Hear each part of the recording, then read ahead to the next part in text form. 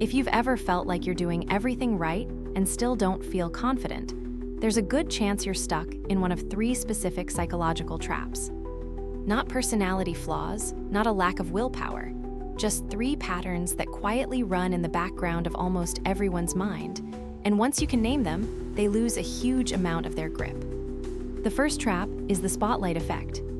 This is the belief that people are noticing and judging you far more than they actually are.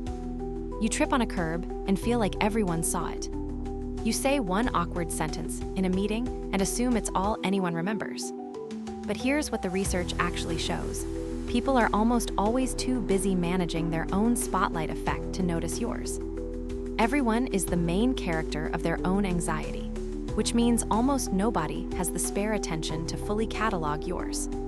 The moment you actually internalize that, a huge percentage of social anxiety loses its fuel, because it was never really about what people were thinking, it was about what you assumed they were thinking. The second trap is approval dependency, and this one runs deeper because it usually starts early.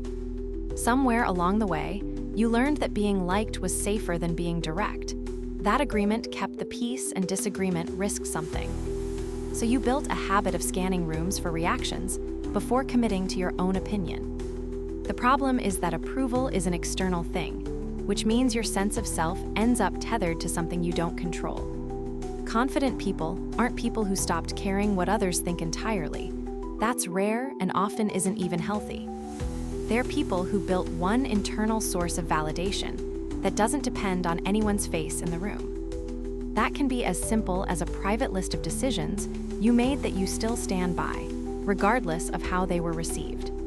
The third trap is self-handicapping, and it's the sneakiest one because it disguises itself as bad luck or bad timing. This is when you stay up too late before the big day, or underprepare just enough that if it goes badly, you have a built-in excuse ready. Psychologically, this protects your identity, because failing with an excuse feels safer than failing with none. If you tried your absolute hardest and it still didn't work, that says something about you. If you didn't really try, it says nothing at all, and that feels safer in the moment, even though it guarantees you'll never actually find out what you're capable of.